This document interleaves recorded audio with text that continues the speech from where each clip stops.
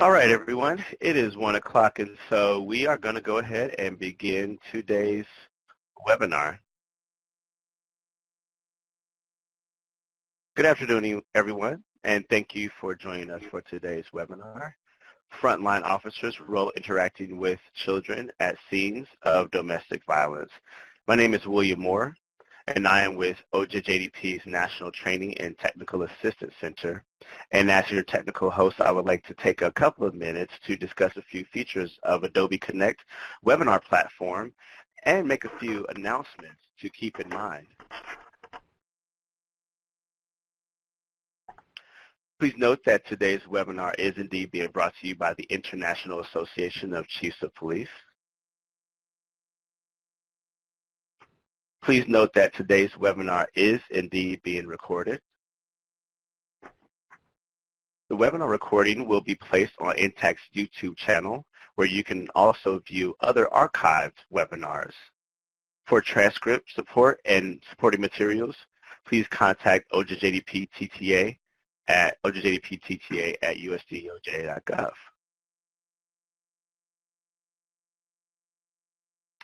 For those wishing to download a copy of the PowerPoint and other slides and other important documents, you may do so by locating the handouts pod directly above the chat area. Here is where you'll also find an FAQ for webinar participants that will likely address any technical related questions. Click on the name of the file and then click the download button.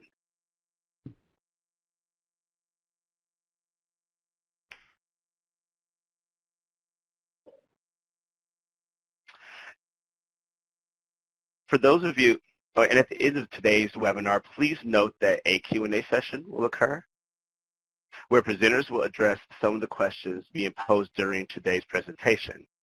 Please type your question into the chat box as they arise.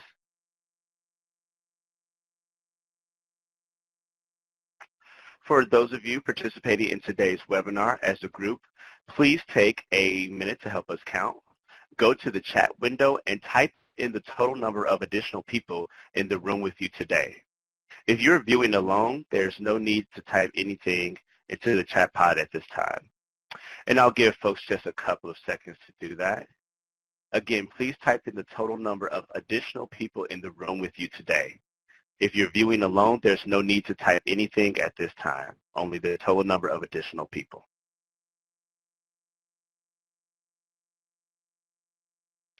Following today's webinar, attendees will be sent a certificate of attendance.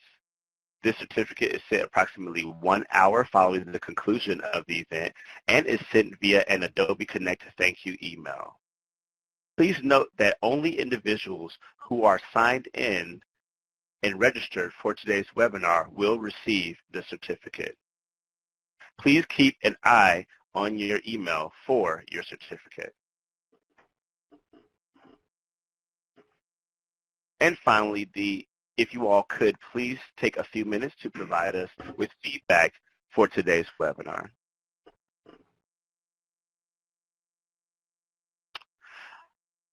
I will now turn today's webinar over to our moderator, Tiffany Garner. Thank you. Well, good afternoon, everyone. I hope you all are doing well. I wanted to first introduce myself. I am a project coordinator here at the International Association of Chiefs of Police.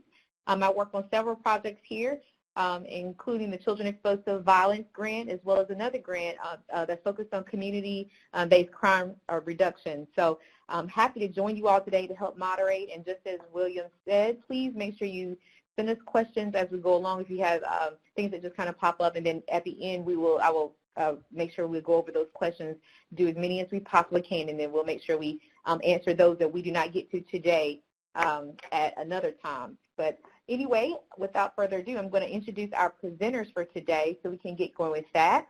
Our first presenter is Lieutenant Renee Dominguez, and I'm going to share a little bit about her bio. She is a lieutenant with the New Haven Police Department. Following graduation from Bridgeport Police Academy, she joined the Newtown Police Department in 2000, where she served 2 years. She transferred to the New Haven Police Department in 2002 and served as a patrol officer and then following as a district manager. She's acted as a liaison to the community organizing community functions within her district, and resolving issues that arose throughout the community. She is currently assigned to the Investigative Services Division of the Police Department there. She's the officer in charge of Family Services Division, Arson Unit, and Financial Crimes Unit. Lieutenant Dominguez is a leader in the New Haven Child Development Community Policing Program and has served as a consultant to the International Association of Chiefs of Police, or the IACP, while collaborating with the Yale Child Study Center to develop this toolkit to enhance law enforcement to respond to children exposed to violence. So we welcome Lieutenant Renee Dominguez today on the presenter panel. Our second presenter today would be Detective Christian Bruckhart, and let me share a little bit about his bio. Detective Bruckhart graduated from Vassar College in 2003 and from the University College London in 2006. After graduating from the Municipal Police Academy in 2008, he joined the Wallingford Police Department. After transferring to New Haven Police Department in 2014, he served as a patrol officer. In that capacity, he acted as a field training officer for new officers, police academy instructor, and is a member of the Underwater Search and Recovery Team. Following his promotion this year, he is currently a detective assigned to the Special Victims Unit. And our final presenter today is Hillary Hahn, and she is a research scientist at the Child Study Center at the Yale School of Medicine, where she serves as the project director for the Childhood Violent Trauma Center. In her current role, Hillary leads national program development in the area of law enforcement and mental health collaboration. She oversees program evaluation and helps to develop new initiatives to address the needs of children, families, and communities exposed to violence. She is a co-author of the Protecting and Serving Training and the Toolkit to Enhance Law Enforcement to Respond to Children Exposed to Violence. Hillary holds a master's in Administration and Social Policy from Harvard and a master's in Public Health from San Diego State University. So I would like to welcome our three panelists today. And first I will turn it over to Lieutenant Renee Dominguez to get us started.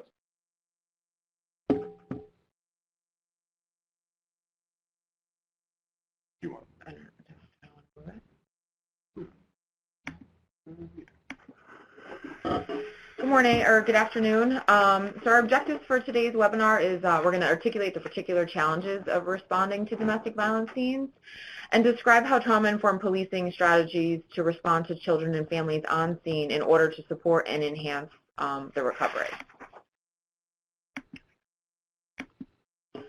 Okay, so we're going to give you a little example that we, or something that we would see in New Haven, and I think everybody can put themselves in the same kind of position and envision a call like this.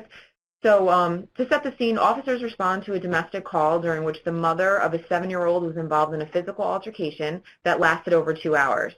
Mother lost a tooth and suffered from attempted suffocation with a plastic bag. The mother reported to the officers that the child was sleeping during the incident, and the police did in fact find the child in the bedroom. So what we want to do now is we're going to have a quick poll, and the question for our poll is, what makes this scenario that I just read, which is a real scenario that happened in New Haven, particularly challenging for law enforcement? So you're going to be able to type your answers right into the poll screen that just came up for you, and it's a short answer, so just you can start typing as soon as you think of something that might be challenging.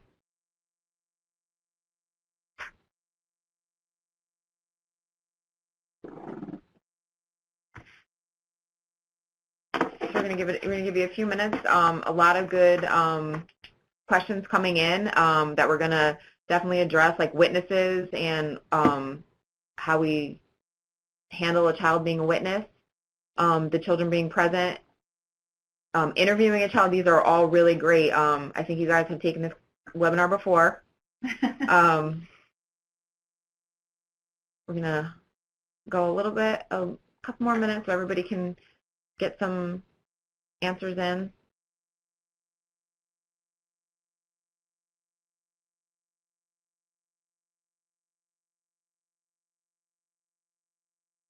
children's bewilderment, I say that's great, just kind of like what their reaction is, and that's very important. And also someone writes, possible suffocation may have resulted in loss of consciousness, and do they actually know what the child witnessed? And that's really important.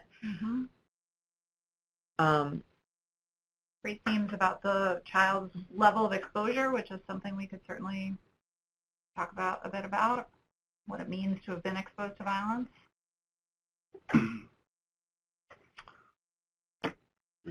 You can scroll down, see on the right-hand side of that, go up to the top,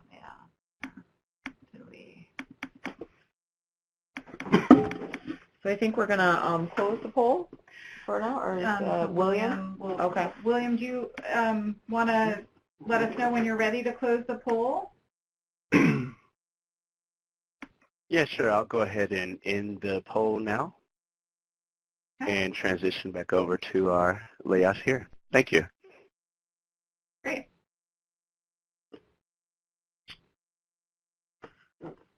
Back to, all right. So some general themes, I think you all hit on it, that came through with this particular call. They're tough. I mean, there's a lot of things that as a patrol officer, we don't know.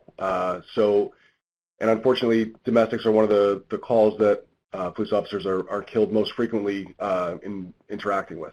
So let's go through just sort of more of a higher level of what makes some of these calls so tough.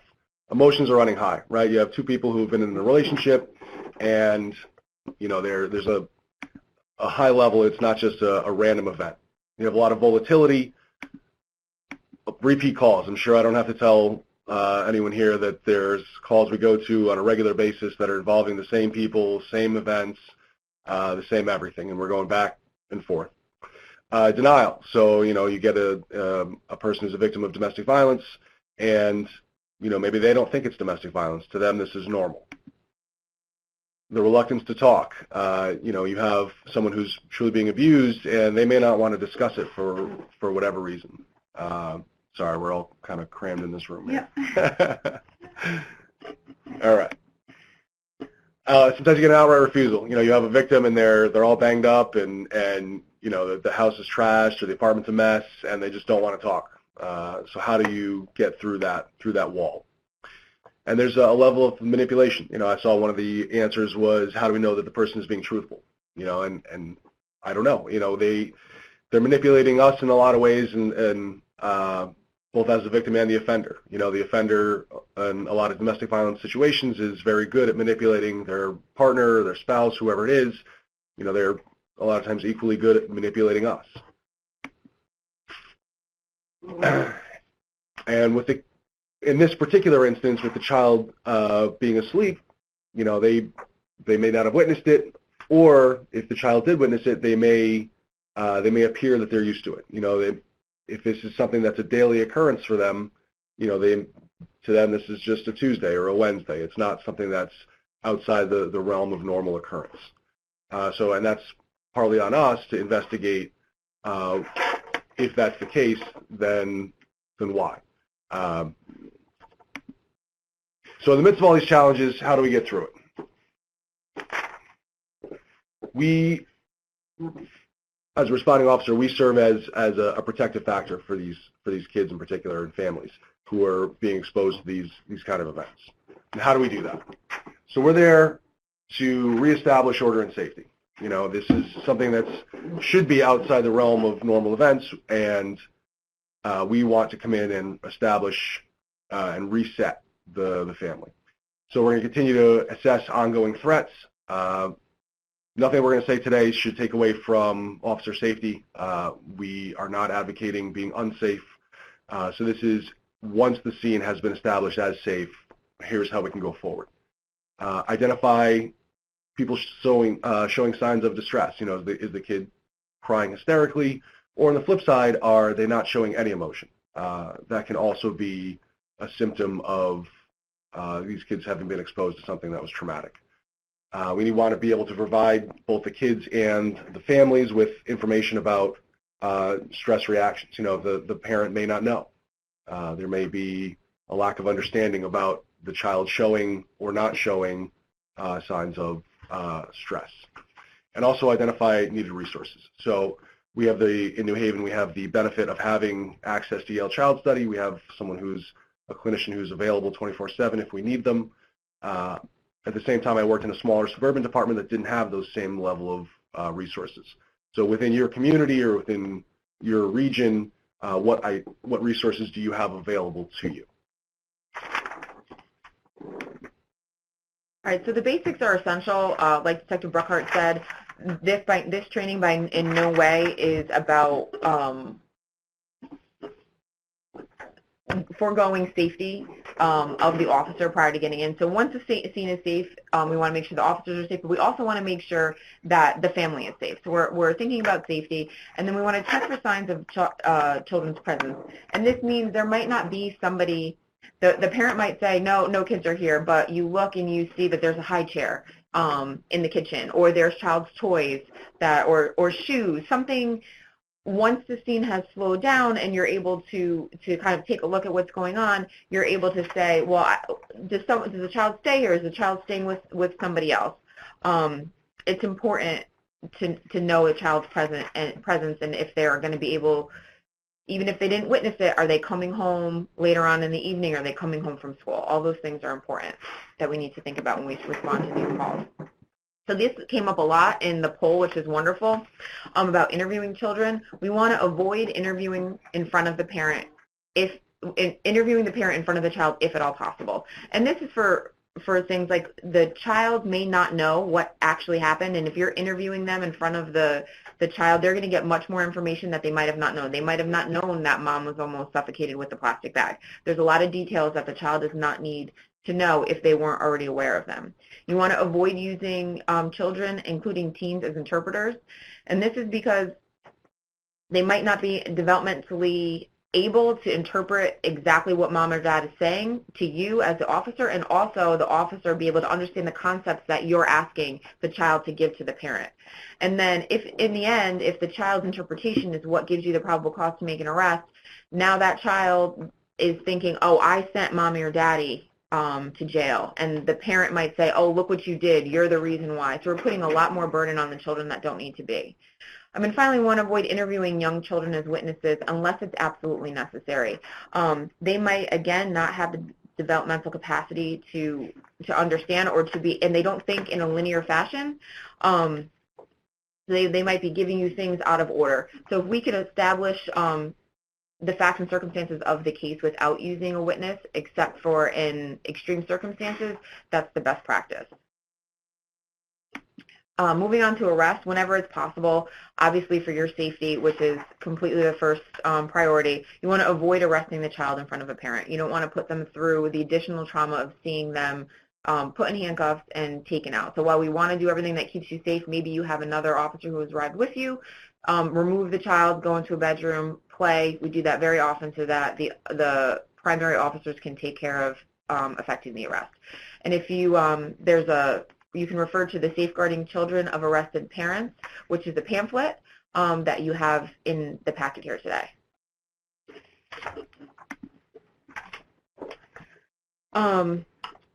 And then finally, we want to talk about placement. You want to keep the children with a known caregiver whenever possible. And you want to have these conversations with the child because the child is going to ask questions like, where am I going? What's happening to me? These are the things that the child worries about. And you want to be able to say, you're going with your aunt. You're going with a friend, somebody that they know.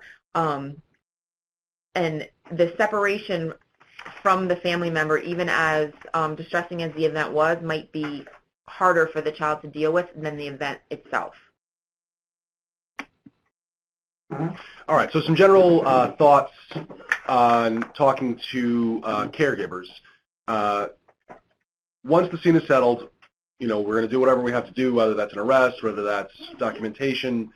You have people who could truly dislike the police, or they're super pissed off that, you know, you just arrested a spouse or a loved one.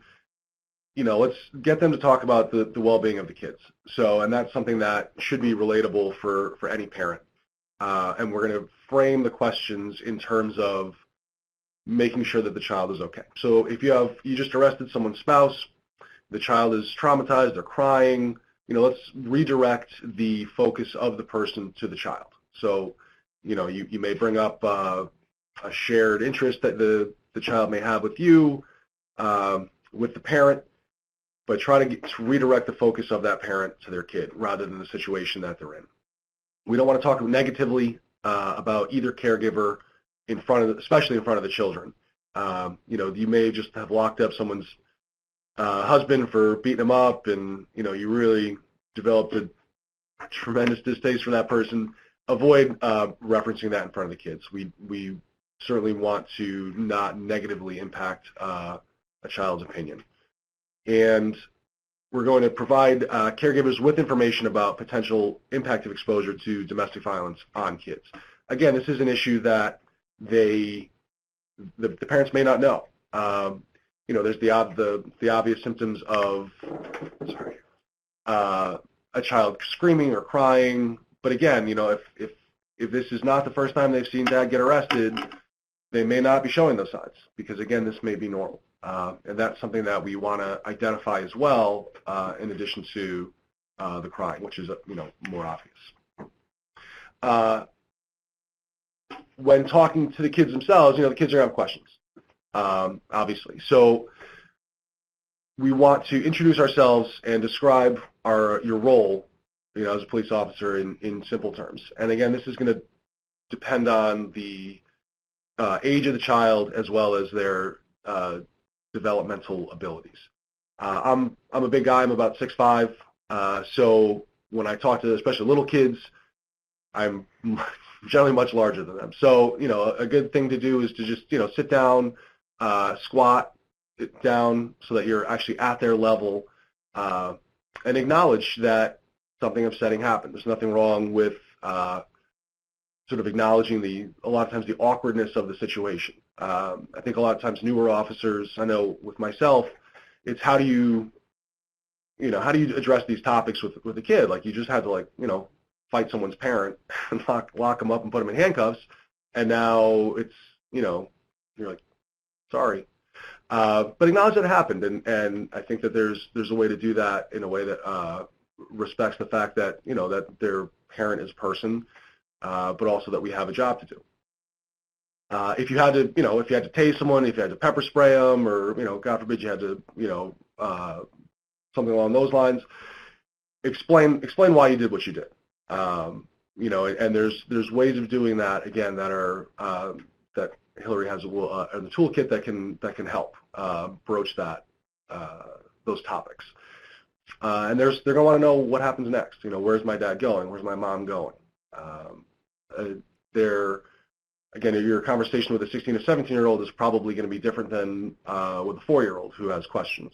But be realistic. Let them know, hey, listen, your dad was out of control, and we have to take him to a place to make sure he's safe. And you're not lying to the kid.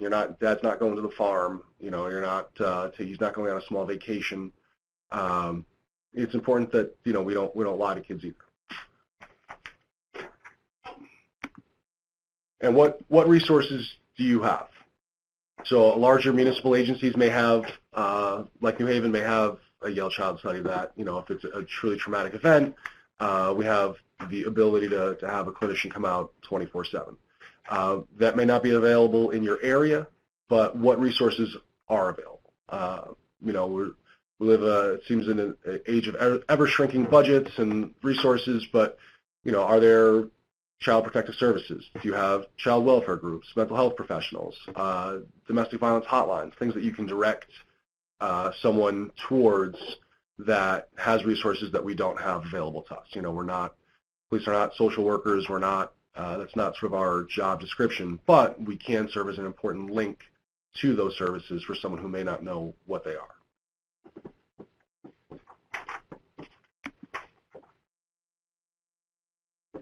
So one of the resources that we wanted to introduce to you all today and take the opportunity to provide you with is a toolkit that was developed jointly by the International Association of Chiefs of Police and the Yale Child Study Center, with support from the Office of Juvenile Justice and Delinquency Prevention, is this toolkit. And the toolkit is called Protecting and Serving Enhancing Police Responses to Children Exposed to Violence. And actually, yeah, thank you. The toolkit was developed really to support the work that Lieutenant Dominguez and Detective Bruckhart have been describing, really to support police professionals in their role, to take up this role in responding to children and families exposed to violence, and to enhance their capacity to do that work, to make these responses in the most trauma-informed and developmentally informed ways possible. These tools grew out of work that we've been doing here in New Haven collaboratively between the Child Study Center and the New Haven Department of Police Services for more than 25 years. The toolkit was developed then based on strategies and approaches that we've been taking in New Haven, and our thought that what we needed to do was develop and build out those tools in ways that could be useful to departments, agencies, and jurisdictions that wouldn't necessarily have the benefit of a regular mental health partner. So what we determined that we needed to do was really think about tools that law enforcement professionals could use if they needed to act independently. So the series of tools that we developed are field tested. They've really been in use for a long time, but they're meant for officers to use when they're acting on their own, when they're responding to scenes on their own. So this is a series of things that that officers can find benefit from when they're responding to scenes such as scenes of domestic violence. These tools, this is a screenshot of really a series of things that are involved in the toolkit. And yeah, we can go to the next slide. So the tool encompasses several different tool types. So there's some overview tools, including a chief's brief. So really a way of understanding at the top level leadership of what the value is of bringing responses to children and families exposed to violence to your agency. There's an organizational self-assessment included in the toolkit, which is a way of evaluating what your agency's current response to children exposed to violence is and where there's opportunity for growth and development further in those areas. And then the tools that I'd like to focus just briefly on today, which are the operational protocols and some operational tools that, again, are intended for frontline officers. So there's 3 operational protocols included in the toolkit. The first one is an on-scene acute protocol for responding to any scene where children and families are potentially exposed to violence. The second one, which is highlighted here, is a protocol that includes additional considerations for responding to the needs of children at scenes of domestic violence. So this includes many of the things that we've discussed today, including identification of children who may have been potentially exposed, what to do when considering arrest, and placement of children exposed at scenes of domestic violence. And then finally, the third operational protocol is principles and practices for making death notification when children are involved. There's a series of operational tools involved, and I urge you to take a look. This is available in the resource folder that's available through this webinar, and it's also available on the IACP webpage. But 2 of the tools are ones that Detective Bruckhart went into in some detail. One of them is commonly asked questions from children and example police responses. So particularly for frontline officers and for newer officers, what this tool does is it provides a series of questions that come up at the scene, and it gives actual responses that police officers could give, real language that police officers might consider using. They're not intended as a script, but it is intended to provide some language for police officers to think about when they're wanting to make developmentally trauma-informed responses to kids and families. A second tool that we reviewed was common issues that come up for caregivers and police responses, and that tackles difficult issues including when caregivers are minimizing what may be happening for kids and families, and the need to develop more comprehensive safety plans that engage the caregivers in thinking together about what will keep their kids and themselves safe. And then finally, a third really valuable tool that's included here is a brochure that can support the conversation that we urge officers to have at the scene with caregivers. And that's called What to Do When Your Child is Exposed to Violence. So this is a brochure that reviews signs and symptoms. Oh yeah, here's some screenshots. This is the commonly asked questions. And then if we go to the next one, I believe the next one is the common issues for caregivers. Again, these are screenshots of resources that are available. And then here's When Your Child Sees Violence. So this is a brochure that's available in the toolkit. And this really could help support a conversation that officers can have at the scene to help caregivers understand the potential impact of exposure to violence, and in particular to domestic violence. It helps them understand signs and symptoms that they could be aware of, and then understand what they may want to do in response. I think there's a second slide here, if you could advance. Oh, no, that was the only one. So on that back page, if you just back up one, there's room there to add contact information, so local resources could be added there. So this toolkit is a resource that's available to anyone. In addition, there are some other valuable tools in there that we urge you to check out, and this can, again, support police officers in taking up this incredibly valuable role. And when police officers are equipped in this way, not only can that have an impact on the kids and families that they're seeing, but they can start to change perceptions of police that kids and families and community members may have developed over time by having this series of professional and positive interactions. And the other thing I want to say about the brochure is that it's something that we use in New Haven all the time. So when our officers have it, they have it in their bags. So even if they're not with the clinicians, they're not doing an official Yale Child Study collaborative ride-along, which we do in New Haven, it's something that they can recognize that something is going on with a child. They've just experienced a traumatic event. Maybe they're having some symptoms, and it's just something that when we leave, the parent can refer to and say, hey, the cop told me something. I don't remember because it was way too stressful, but they left a pamphlet that has some of these signs and what to do. So it's just been a great tool that we do use. It's in practice in New Haven, and it has been for many years. All right, so what's the goal for the individual officer to create a safe environment to help children reestablish a sense of safety and security? So with a lot of these kids, this is a really traumatic event. Their parents got into a fight, or their caregivers got into a fight. One of them is being taken away. There's lights and sirens and strange people with all these uniforms coming through their house, and it really disrupts their sense of safety. It's their home. So we want to help create a way of reestablishing that sense of safety and security. We can play an important role in helping the child and family begin to heal and thrive. In a lot of ways, we're a reset button for the family. So we want to also establish a foundation of trust between the police, youth, families, and the community. This is something, again, this is why we don't want to lie to kids. We don't want to tell them that dad's going on vacation or mom's, going somewhere. We want to be honest with them in a way that still allows us to do our job. And ideally, we would feel more effective and satisfied just by having the ability, a tool maybe that we didn't have before, and we've developed a way of answering some of these tough questions that kids have in a way that, again, acknowledges what happens, but also is not sort of lying in a way.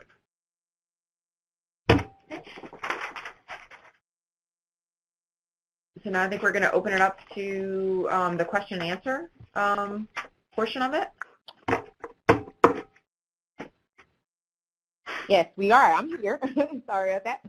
All right. So we do have a few questions from the audience at this time, and then I also would like to invite the rest of the participants, if there are any questions that just kind of has been forming in your minds, please feel free to submit those as well, and we would love to respond since we have a significant amount of time left to just kind of review some Q&A. So the first question that we have,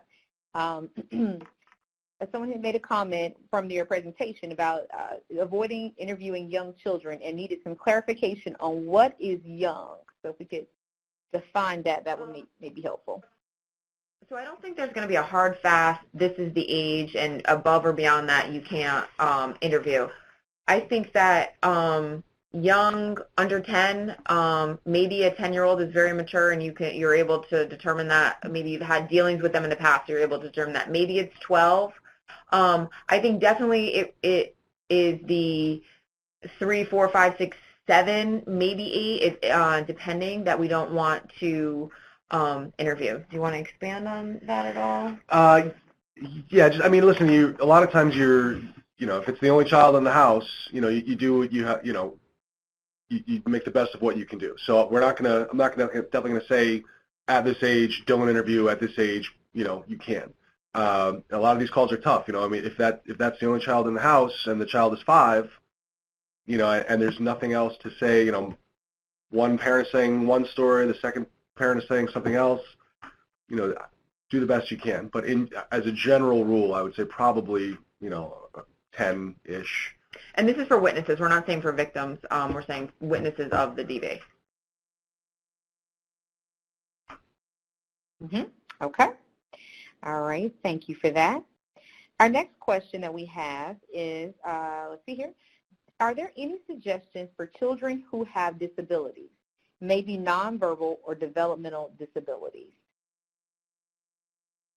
So I think if there is a nonverbal or a significant developmental disability on scene, we would try to build our probable cause. If it was something that the officer on scene wouldn't be able to interview if they were able to, or shouldn't interview because they're not going to be able to communicate and ask questions that are, this is from an initial officer, this is not from a detective, this is from the officer on scene, that we would try to establish probable cause in another way.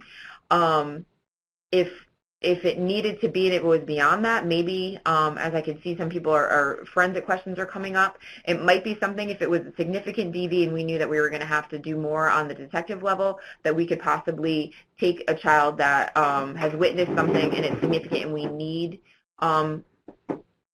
their information and do it through forensic. That has been done in the past.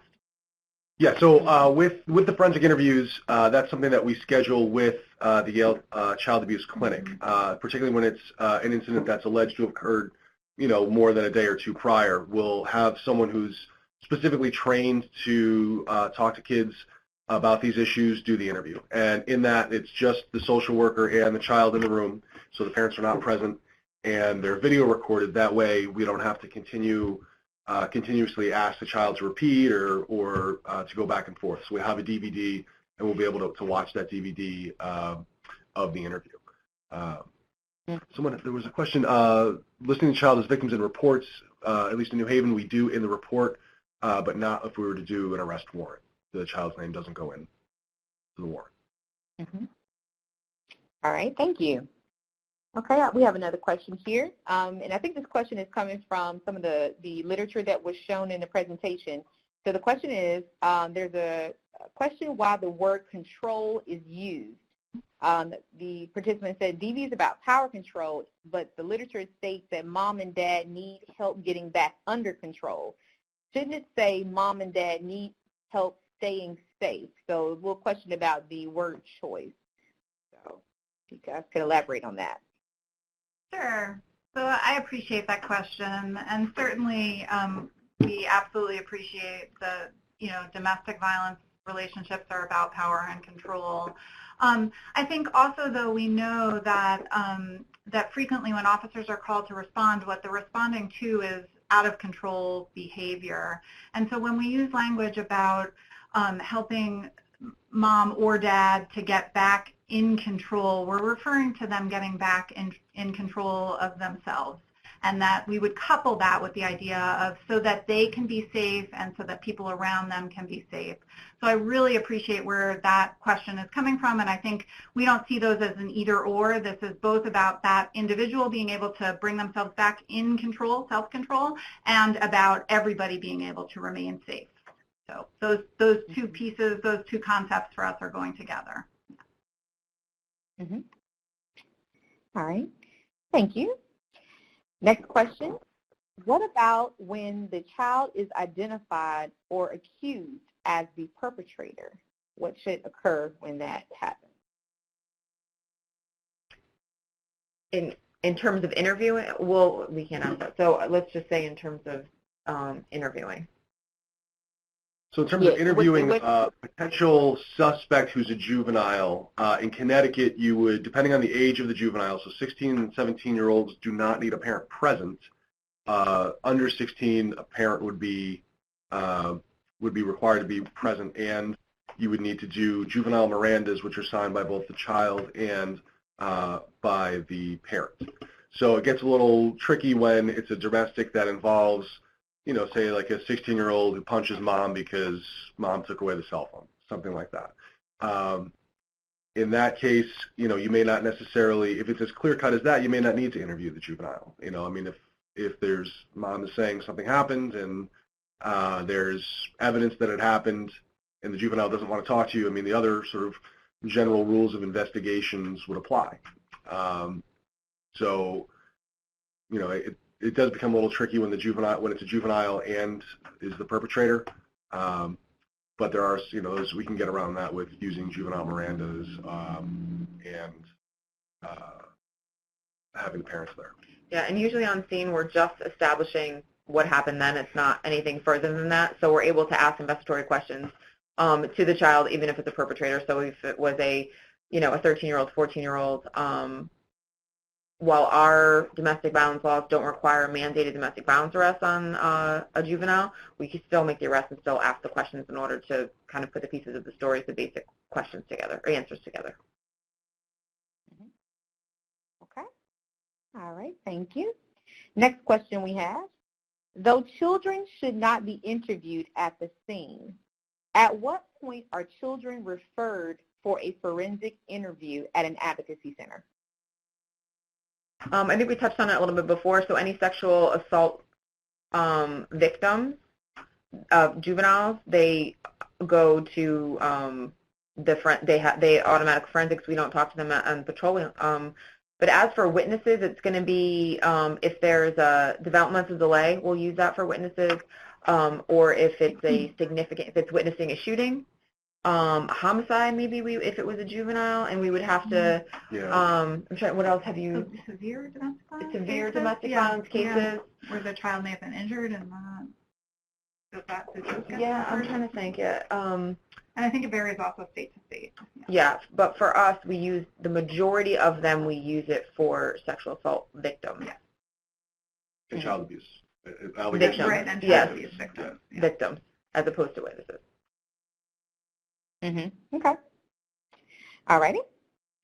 Now we have a question. Does New Haven use the LAP, or the lethality assessment protocol, when responding to domestic violence calls?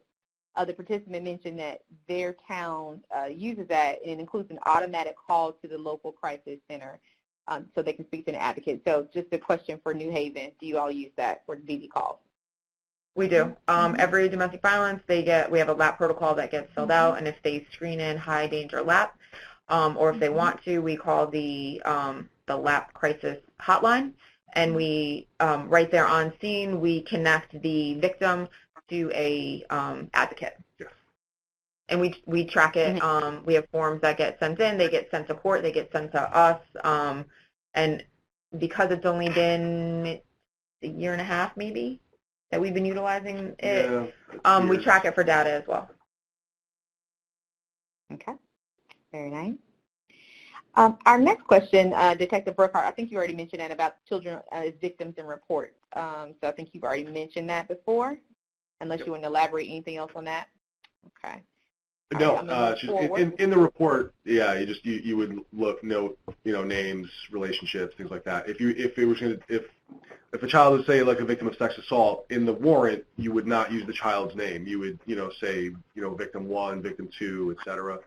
And then we also, in Connecticut at least, we don't, in the arrest warrants, we don't put any identifying information such as address. So victim 1 who is a resident of New Haven. So we wouldn't specify even a street or anything like that. Okay. All right, thank you. All right, next question here. Still in a question about New Haven. In New Haven, are there laws about taking weapons out of the home, or can you do it automatically without a warrant if there are several weapons? Yes. So When you are arrested on the domestic, we seize firearms. Short answer. Again, you do what you can do. You check for pistol permits, registered firearms, ask. If there's something in the house that indicates, as simple as ammunition or someone's wearing an NRA shirt, so they do have, you can always ask, hey, do you have weapons? There's only so much we can do on a case. We're not going to start ripping open closets or drawers or things like that. I mean, if there's an indication that there is a weapon and the person is not being forthcoming, at that point you might have to do a search warrant for the house. But in general, you asking a spouse or the victim themselves, and you would seize the weapons. Okay.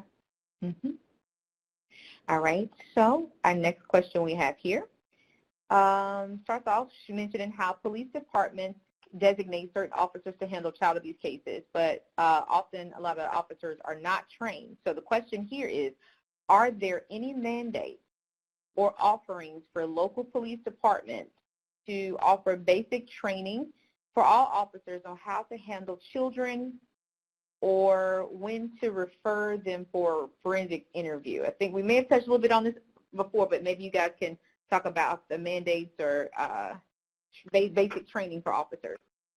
So in the academy in New Haven, and then in-service training, we do our Yale Child Study training. So about how to make referrals, and we also have just our juvenile law training as well. That's taught in the academy, and it's taught to all the officers. So we do not have one officer that's going to respond on the street that's specifically designated to do child abuse cases. All the officers have all the training that they would need to adequately investigate on scene a case of child abuse. And they also know with what is going to be referred to as a forensic interview, and we do lineup trainings, and we kind of repeat that because that's something that if you don't do them often, you might forget. So we want that knowledge to be in the front of their head when they're responding to these calls. Can you repeat that question again, Tiffany? Yes, ma'am. Okay, the question part of it was, are there any mandates or offerings for local police departments to offer basic training for all officers on how to handle children or when to refer them for a forensic interview? So I think what I just wanted to add is that, and maybe somebody from IACP would like to say more about this, but because police training requirements are largely decentralized, there aren't many mandates about across jurisdictions or departments about training that's required. And certainly there are very few that are required about training around childhood exposure to violence. But what the New Haven department has done and what we're advocating for and think is incredibly useful is for departments to utilize tools like these and training like this, like the Protecting and Serving Toolkit and the training that's available similar, that goes along with this, because it can equip officers for cases that they see and scenes that they respond to all the time, every day, every shift that they're on. Yeah. Okay. Thank you. All right. We have our next question here. Since domestic violence is a risk factor for child abuse, do these cases get cross-reported to CPS? Yes. Yes. Yes. So there will be, if it's a case that's reported to the police department, we will notify DCF, which is in Connecticut is the Department of Children and Families. There are other cases that someone may just call DCF on their own. They will then notify us. A lot of times that's specifically child abuse, sex assault, things like that. Yeah, but if there is a DV, if there's a domestic violence incident and there are children home, witnessed it, victims of it, or even in the house, depending on it, we require our officers to call Child Protective Services. Right. Okay. Very good. All right. We have another question here. Is there also attention for pets in the family since since there is a link between animal abuse and domestic violence? So is there I guess maybe attention or maybe, yeah. So I'd say generally speaking, yes. But again, I mean, if investigating child abuse is so tough. I mean, imagine now you have a dog that you can't talk to and ask what happened. So I mean, if the dog is severely starved or is evidently being abused, then yes, we would call animal control. But it's tough. Unfortunately, I'm a big dog person. I rescued a dog. It's very difficult to prove that kind of stuff. But if the dog is particularly, or the pet, whatever, is, like I said, is particularly abused, then we would seize the dog as well, or the pet. Sorry. And in our training, we do discuss for domestic violence just kind of like the control of an offender to control things, and they do abuse the pet as well. So that is a knowledge base for them in their training. Okay, gotcha. All right. Next, let's see. This next question here is: do you sometimes get teens that are involved with human trafficking with domestic violence? Because the person had mentioned youth in care are vulnerable to this. So didn't know if you encounter teens that are involved with human trafficking with the domestic violence situation, kind of like that intersection. I don't know if we see it as so much at the intersection. We see it with runaways and human trafficking. We see it with our drug users and human trafficking. I don't know if we actually, or if we're getting called. I'm sure maybe the trafficker is that's where the domestic is coming in. But those calls are few and far between due to the control and also the fear that the child who's trafficked is not calling the police for fear of retaliation or what's going to happen to them. Okay. All right. So I don't have any further questions at this time, so I would like to invite our participants, if there is anything pressing that you really want to ask regarding the subject, to please submit your questions. We do have a few more minutes left that we would love to get anything else answered for you. We would love to do that at this time. But I will mention to the participants that if you need any information regarding the toolkit or anything you've heard today, please don't hesitate to contact us, and I will submit our email address in the chat box, cev@theiacp.org. And I'm typing it in right now. Feel free to reach out to us at that email address following this website. We do respond to questions and anything that anything that you need. So I'm going to pause for a moment to see if there are any other further questions.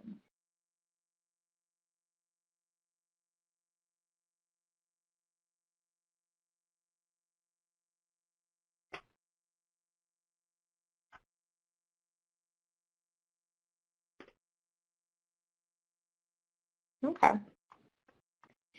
If nothing, no further questions, like I said, feel free to please reach out to us via our email address that I mentioned. Oh, I do have a question that just popped up. All right. Let's see here. What happens if what happens if the home becomes a crime scene? Is there protocol on how to take care of the children? So maybe you guys can get that question. So that's it's a bit broad, so I'll give you kind of I guess a couple of possibilities. So if the house is a crime scene, we're going to tape it off, and if it's an allegation of a sex assault, if it's a homicide, a serious assault, we're going to have our Bureau of Identification, the forensic detectives will come in and they'll process whatever they need to process. If the child is the victim, that child's going to be getting medical attention. At that case, patrol is not going to be talking to the children. It'll come to my unit. If the child is a witness, again, we're probably going to have Yale Child Study involved either way. And if it's other agencies may be involved as well. So Department of Children and Families may send someone. So it kind of depends on if the child is a victim, if a witness, and what what sort of the crime scene is. So, if you have, can you be maybe a little more specific, I can kind of narrow it down for you. Mm-hmm. Yeah, the question didn't really have anything specific. It was just maybe some general ideas on that. But I do have one more question for you, our presenters here. If you could tell officers only one thing to help them respond to children at a DV scene, I guess the rest of the question is, what would that be? I think if you could, if we can tell them one thing, it's to, I'm going to tell them two things. Recognize that children are there, and of the children that you're seeing, don't discount no emotion, because that might be more troublesome. I think sometimes we miss because the child is playing video games or the child is watching TV and the child isn't affected, that child is extra maybe affected. They're numb and they're just, surviving. So make sure you pay attention to those children. Mm-hmm. Okay. Do you have something you'd like to add? Yeah. I'll defer to my, now my assistant chief. I think I would just add to that. I love that answer. I think that's great. I think I would want to also say that, you can look all along the developmental spectrum. So, whether it's an infant, a preschooler, a school-age child, or an adolescent, kids of all ages and all developmental stages can be impacted by their exposure to domestic violence. So take the opportunity and the time to notice and to interact with and to intervene with kids all along the developmental spectrum, because that can have incredible value for those kids, those families, and can be incredibly rewarding for you as an officer as well. Okay. Well, thank you so much to our presenters. And I know that we had a few more questions that came in towards the very end. And what we will do, we'll make sure we respond to you all with the answers to those questions. I think there's some questions about what the role of chaplains, and I think there's another question in there. But we'll make sure we respond to you all, because I do know that our web host needs to provide a little bit of additional information as we prepare to wrap up. So those of you all, we will make sure we get to those questions in an email response. So I definitely want to say thank you to our presenters today. Thank you so much for your information, and I hope that this has been very helpful to you all. And so now I'm going to turn it over to William as you wrap up our webinar. All right. And thank you to our moderator, Tiffany Garner. And I also would like to thank our presenters, Hillary, Renee, and Christian, for a great discussion on this topic. We just have a brief few announcements and reminders for you all. Please join us for the next part of our IACP webinar series, the Develop Me Informed and Trauma-Informed Police Officer, on July 30th. The registration link is live, so click the link and sign up now. Again, it is live right now in the register on this slide here. So if you want to register now, just simply click the link and you may do so.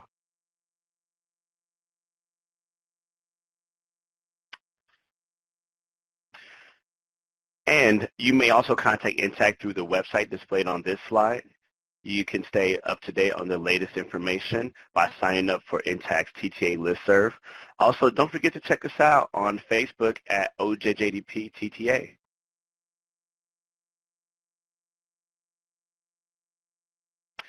And you may also contact OJJDP via the help desk by following the contact information on this slide. And do you have a training or technical assistance need? Well, if so, please contact OJJDP's TTA 360 platform. Visit there and submit a request for help. As a reminder, the webinar recording, PowerPoint slides, and presenter bios and transcript will be archived. The video will be reviewed and available on our YouTube channel. Please take a few minutes or moments to review this disclaimer. And lastly, we would greatly appreciate it if you take about 5 minutes to complete the feedback survey. Again, thank you all for joining us today. Have a great afternoon. Goodbye.